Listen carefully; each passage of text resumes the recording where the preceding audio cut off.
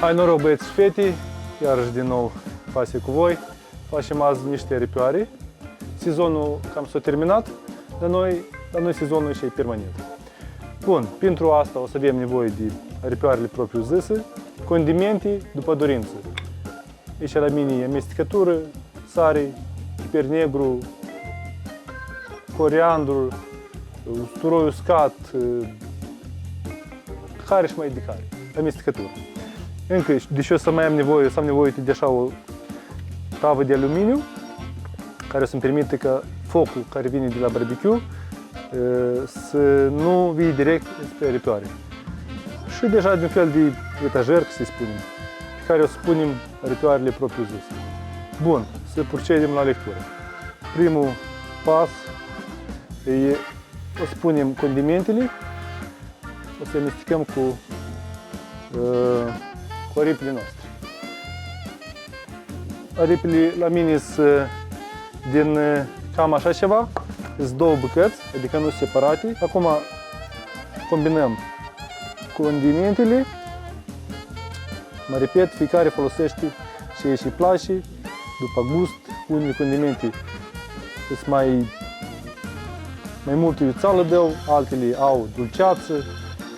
Cineva folosește paprika afumată, cineva neafumată. Eu am o combinație care, mă rog, o amestec și se primește ceva universal. Dar iarăși, fiecare folosește de care vrea. Iată, avem toate condimentele noastre, le punem peste pui. Cuiva o să-i pare că sunt multe condimente, dar tot e ok. Și pui avem undeva vreo 20 de aripi am aici. Asta e cam 1 kg 200. Le amestecăm ca lumea, să prindă condimentele fiecare aripioară. E de dorit să le lăsăm să marineze măcar o oră ca să prindă gustul. Dar, din păcate, azi mi-a venit ideea asta ca să fac rețeta asta cam târziu, așa că eu să pun direct pe foc. Posibil că gustul nu o să fie așa de... Nu posibil, mai mult ca precis. Gustul nu o să fie așa de puternic, că din cauza la piele, condimentele pătrund mai greu în interiorul cărnii, în cazul nostru aripilor. Da, o să fie gustos. Principalul să le facem cum trebuie, să le lăsăm să coacă până la final. Distribuim toate condimentele ca lumea, le lipim pe produs, cam ceva de felul ăsta. Aripile noastre. Iată, aripa trebuie să fie înconjurată de toate condimentele noastre. Bun, pasul următor. Le ducem la grill. Am să folosesc tava asta de aluminiu în rol de gardă, sau cum să-i spun, să nu vii focul direct înspre aripi. Are, uite așa, niște găuri, să spunem, printre care ceva o să pătrundă, căldura, și grăsimea care o scurgă din aripi o să ducă acolo înăuntru.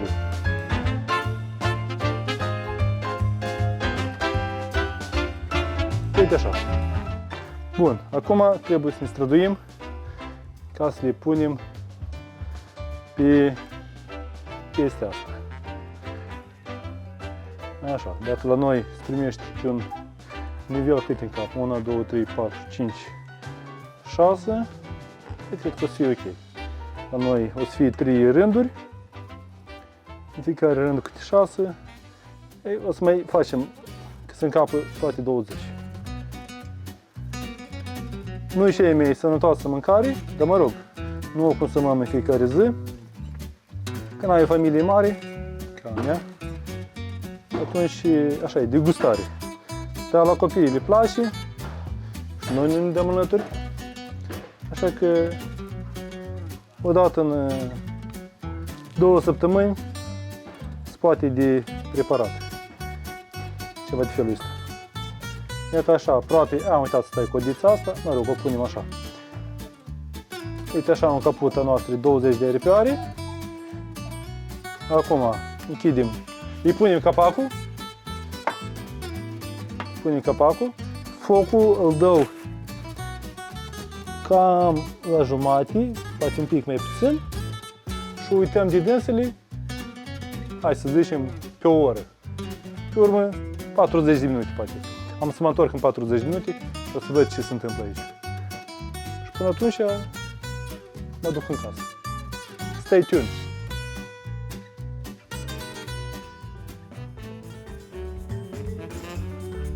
Bun, a trecut o oră. Dați să uităm ce avem noi aici. Să vedem dacă aripioarele sunt gata sau încă nu. Aha, uite așa avem noi o frumusață. Uite așa arată ele. Ia să le întoarcem de două. S-a lipit. Ia să vedem aici. Sunt gata. Se vede după consistență.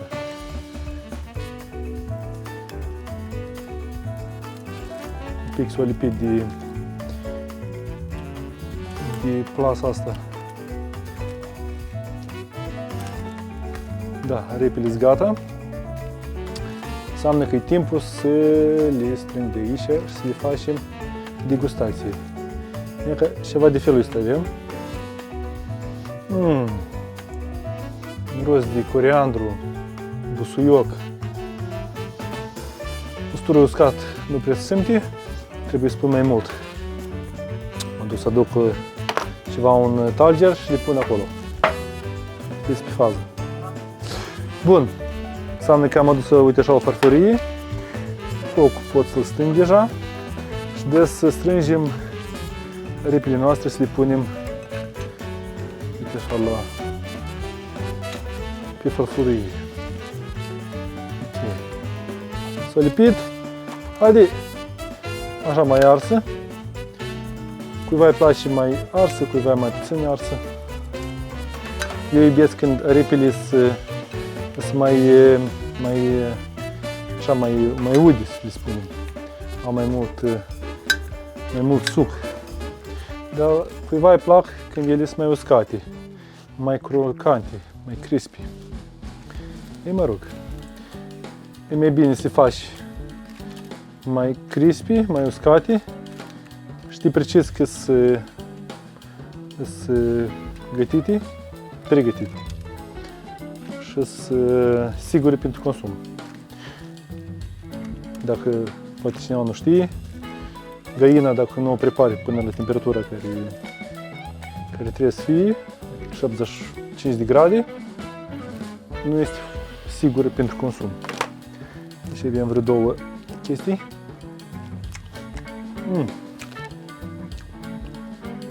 O leacă iute. Mirosul de gustul de busuioc.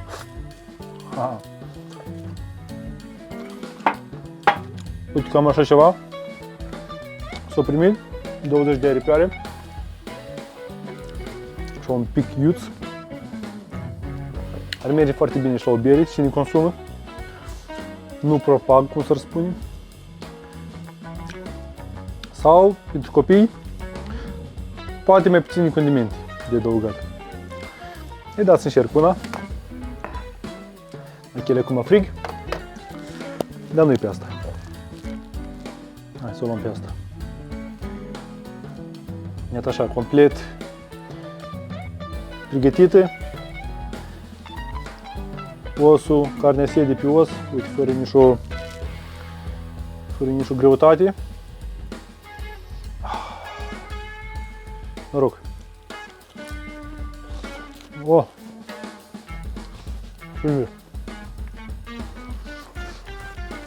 Cam asta pe azi. Avem aripioare. O rețetă simplă, nu necesită mult timp, ingrediente simple. Dacă aveți un barbecue de astea pe gaz, o trebuie să-i puneți de sub chestii așa de aluminiu sau îi faceți așa din folie de aluminiu ca căldura să nu vie direct. Altfel, dacă căldura vine direct la aripi, exteriorul să fie pregătit înainte ca interiorul să fie gata. Și, cum am spus mai înainte, asta nu e chiar sigur pentru consum. Nimeni nu vrea să aibă salmonelă. Și asta e. Dacă v-a plăcut rețeta, puneți un like, share-uiți, scrieți comentarii și ne întâlnim data viitoare. Noroc!